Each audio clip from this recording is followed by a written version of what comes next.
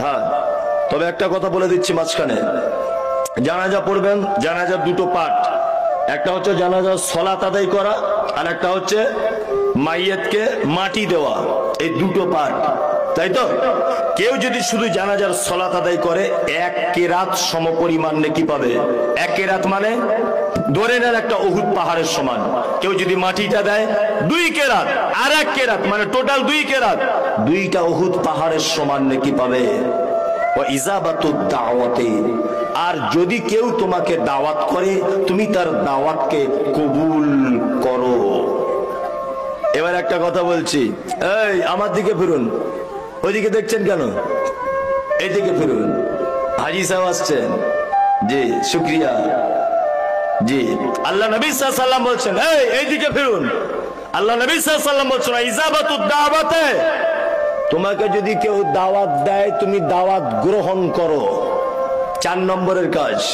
ইনশাআল্লাহ আমরা দাওয়াত গ্রহণ করব।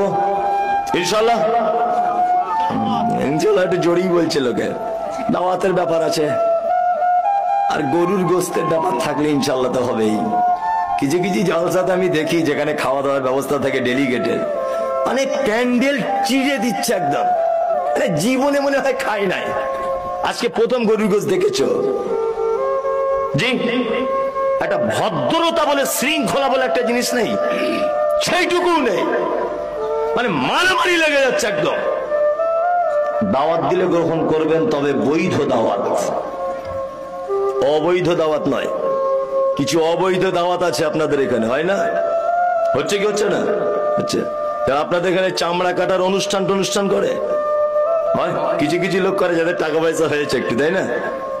ওই যে প্রথমেই বলেছি কি ছিনু আর কি হনু, যাদের টাকা হয়েছে ওরা ভাবে আমরা যেমন করব ওটাই মনে হয় ধর্ম, ওটাই মনে হয় ইসলাম, তাই তো?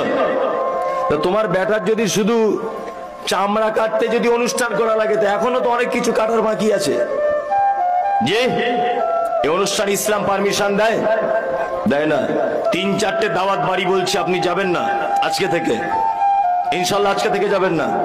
1 নম্বর হলো ওটা।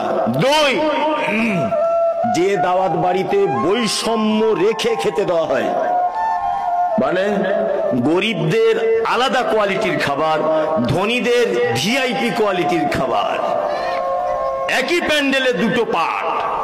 গরিব মানুষের আসছে ডাল ভাত সাদা মাটা, দামি প্রেজেন্টেশন নিয়ে এসেছে, আমি